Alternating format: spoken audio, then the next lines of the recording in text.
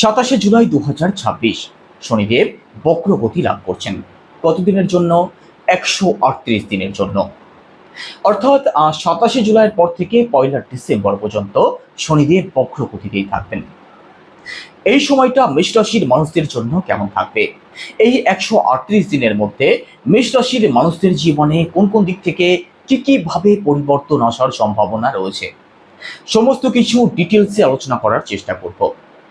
নমস্কার, আমি জ্যোতিষ আচার্য বরুণ অধিকারী, আর আজকের এই আলোচনাতে আপনাদের সবাইকেই হার্দিক অভিনন্দন।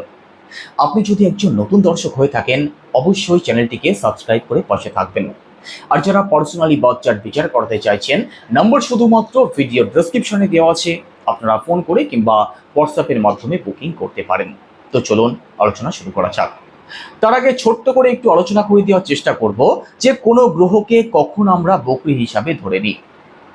প্রতিটা গ্রহই তার নিজের গতি অনুযায়ী গোচর করছে।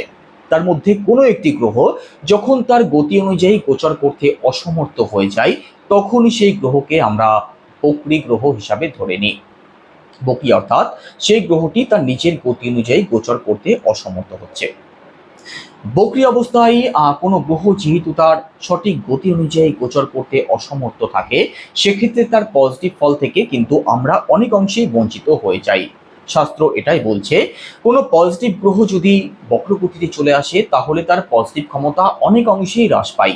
তবে কোনো ম্যালিফিক গ্রহ অর্থাৎ কোনো নেগেটিভ গ্রহ যখন বক্রগতিতে চলে যায়, তখন তার ফলদায়ক ক্ষমতা আগের থেকে আরো অনেক অংশেই বাড়তে দেখা যায়।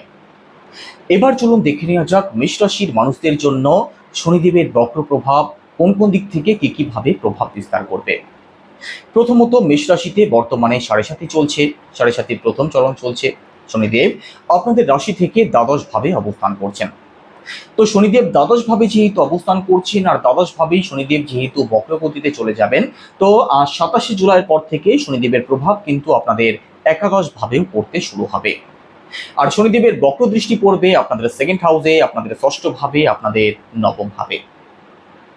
দ্বাদশ ভাবে যখন শনিদেব বক্রগতিতে চলে যাবেন 27 জুলাইয়ের পরবর্তী সময়ে, দ্বাদশ ভাবের দিক থেকে যে সমস্ত স্বপ্নগুলো এতদিন দেখছিলেন, যারা কোনো লং ট্রাভেলে যেতে চাইছিলেন, বিদেশ ভ্রমণ যারা করছিলেন কিন্তু কোনোভাবেই পূরণ আর হচ্ছিল না, এবার কিন্তু সেই সমস্ত স্বপ্নগুলো পূরণ হতে দেখা যাবে। একই সাথে যারা ভাবছিলেন মেডিসিনের কোনো দোকান করবেন, চিকিৎসা সংক্রান্ত কোনো কাজে শুরু করবেন কিন্তু করতে পারছিলেন না, বিদেশে সেটেল হতে চাইছিলেন, ফরেন কোনো কোম্পানিতে চাকরির চেষ্টা করছিলেন, ফরেন কোনো কোম্পানিতে আগে থেকেই রয়েছেন, প্রমোশনের অপেক্ষা করছিলেন, আপনাদের প্রত্যেকের জন্যই ভালো সময় থাকবে। শনিদেব এখানে আপনাদের স্বপ্নগুলোকে কিন্তু অবশ্যই পূরণ করবেন। বিশেষ করে আপনাদের বিদেশ সংক্রান্ত দিক থেকে, আপনাদের চিকিৎসা সংক্রান্ত দিক থেকে উন্নতি হবে। একই সাথে যারা ইম্পোর্ট এক্সপোর্টের কাজ করেন, তথ্য আদান প্রদানের কাজ করেন, আপনাদের জন্য তো অতি উত্তম সময় থাকবে। তবে দেখুন, খরচ কিন্তু অনেক অংশেই আপনাদের বাড়তে পারে, সেটা পজিটিভ হতে পারে, নেগেটিভ হতে পারে। সেটা সম্পূর্ণভাবে নির্ণয় করতে হবে যে আপনার পার্সোনাল বার্থ চার্টে শনিদেব কি অবস্থায় রয়েছেন। তো এখানে শনিদেব দ্বাদশ ভাবে আপনাদের জন্য পজিটিভ ফল দিতে শুরু করবেন 27 জুলাইয়ের পরবর্তী সময় থেকে। এছাড়া দেখুন, শনিদেব আপনাদের একাদশ ভাবের ফল দিতে শুরু করবেন। তো 27 জুলাইয়ের পরবর্তী সময়ে নতুন কোনো প্ল্যানিং আপনি করতে পারেন, নতুন নতুন চিন্তা ভাবনা আপনাদের মাথায় আসবে, নতুন নতুন দিক থেকে ইনকামের পথ আপনাদের তৈরি হতে পারে, হঠাৎ করে কোনো কাজের সুযোগ আসতে পারে, হঠাৎ করে এমন কিছু প্রাপ্তি হতে পারে যেটা হয়তো আপনি আশাই করেননি। কারণ একাদশ ভাব আমাদের স্বপ্ন পূরণের ঘর, একাদশ ভাব আমাদের লাভের ঘর, একাদশ ভাব আমাদের এক্সপেকটেশনের ঘর। তো এক্সপেকটেশন আপনাদের বাড়তে দেখা যাবে। আপনি নতুন নতুন চিন্তা ভাবনা যেমন করবেন, সেটা পূরণ করার ইচ্ছাও কিন্তু আপনাদের মধ্যে থাকবে, আর সেটা আপনি পূরণও করতে পারবেন। একই সাথে শনিদেব আপনাদের দশম ভাবের লর্ড অর্থাৎ কর্মস্থানের অধিপতি। তো এই 138 দিনের মধ্যে কর্মজীবনের দিক থেকে কিন্তু বড়সড় পরিবর্তন আসতে পারে। এই সময়ের মধ্যে ট্রান্সফার হতে পারে, এই সময়ের মধ্যে নতুন কোনো কাজের শুভারম্ভ আপনি করতে পারেন, এই সময় কাজের পরিবর্তন করার পূর্ণ মানসিকতা কিন্তু আপনাদের মধ্যে দেখা দিতে পারে। তবে আমি একটা কথা অবশ্যই বলবো, 7.5 যেহেতু চলছে, কর্মজীবনের দিক থেকে যে কোনো ডিসিশন ভালো করে ভাবনা চিন্তা করে তবেই নেবেন, আর সেটাই আপনাদের জন্য মঙ্গলজনক হবে। এই সময়ের মধ্যে কাজ পরিবর্তন করার একটা বিষয় আপনাদের মধ্যে আসতে পারে, কারণ আপনাদের মধ্যে কাজের প্রেশার বেশি থাকবে, মাথায় কাজ নিয়ে হেডেক বেশি থাকবে, বেশি বেশি দায়িত্ব আপনাদের নিতে হতে পারে। তো যার দরুন মনে হতে পারে যে এই কাজ পরিবর্তন করে অন্য কোনো কাজের শুভারম্ভ করি। তবে এই সময়ের মধ্যে আপনি যেদিকেই যাবেন, বিশেষ করে আপনার পার্সোনাল বার্থ চার্টে শনিদেবের অবস্থান যদি খারাপ থাকে, আপনি যেদিকেই যাবেন প্রেশারও কিন্তু আপনার সাথে সাথেই যাবে।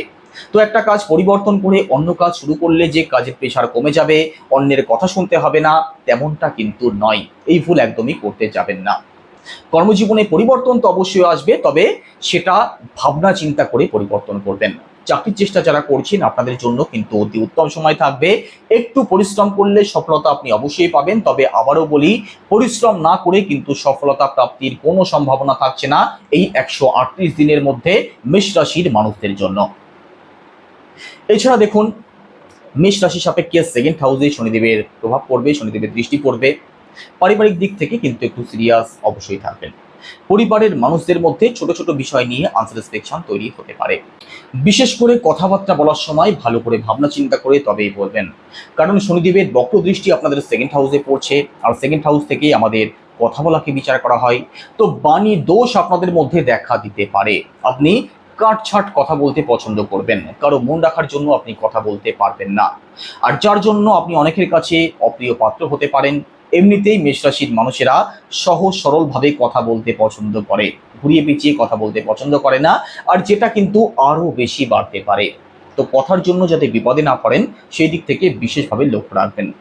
নিজেদের খাওয়া দাওয়ার উপরে অবশ্যই একটু কন্ট্রোল রাখার চেষ্টা করবেন, কারণ সেকেন্ড হাউসে এখানে শনি দৃষ্টি পড়ছে। তো খাদ্য গ্রহণ এবং সেটা নিয়ে প্রবলেম তৈরি হওয়ার মতো একটা বিষয় থাকবে। আর বিশেষ করে যারা কথা বলা সংক্রান্ত কাজের সাথে যুক্ত আছেন, কর্মক্ষেত্রে নিজেদের কথাবার্তার উপরে আবারও বলছি অবশ্যই কন্ট্রোল রাখার চেষ্টা করবেন। একই সাথে শনিদেবের দৃষ্টি আপনাদের ষষ্ঠভাবেও পড়ছে, আর ষষ্ঠভাবে শনিদেব কিন্তু আপনাদের জন্য পজিটিভ ফলদায়কই হয়ে থাকবেন। বিশেষ করে যারা চাকরির চেষ্টা করছেন আপনাদের জন্য তো অবশ্যই পজিটিভ থাকবে, কর্মপ্রাপ্তির পূর্ণ সম্ভাবনা থাকবে যারা চাকরির চেষ্টা করছেন। একই সাথে আপনাদের মধ্যে এনার্জি লেভেল বাড়তে দেখা যাবে, আপনি অ্যাকশন ওরিয়েন্টেড হয়ে পড়বেন। এছাড়া পুরনো কিছু শত্রুর হাত থেকে আপনি মুক্তির পথ দেখতে পারেন। যারা অত্যাধিক লোন সংক্রান্ত সমস্যাতে জড়িয়ে আছেন তার থেকে মুক্তির পথ দেখতে পারেন। একই সাথে দেখুন, স্বাস্থ্য সংক্রান্ত কোনো সমস্যা নিয়ে যারা অত্যাধিক ভুগছেন তার থেকেও মুক্তির পথ কিন্তু নিশ্চিতভাবে দেখতে পারেন।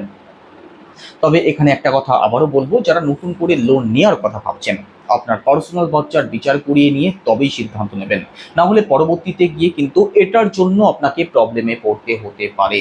আপনার পার্সোনাল বাচ্চাতে শনিদেবের অবস্থান যদি খুব ভালো না হয়ে থাকে, বাদবাকি দিক থেকে আপনি পজিটিভ রেজাল্ট অবশ্যই পাবেন, আর এনার্জি লেভেলও আপনাদের বাড়তে দেখা যাবে। তবে দেখুন, এখানে শনিদেবের দৃষ্টি নবম ভাবে পড়ছে। নবম ভাবে শনিদেবের দৃষ্টি, নবমভাবে শনিদেবের দৃষ্টি পড়ায় প্রথমত বাবার সাথে যে কোনো বিষয় নিয়ে একটু প্রবলেম তৈরি হতে পারে। ভাগ্যের ফল পেতে একটু সময় অবশ্যই বেশি লাগবে। অনেকে হয়তো আমার ভিডিও পছন্দ করবেন না, তবে যেটা সত্য আমি সেটাই আলোচনা করব।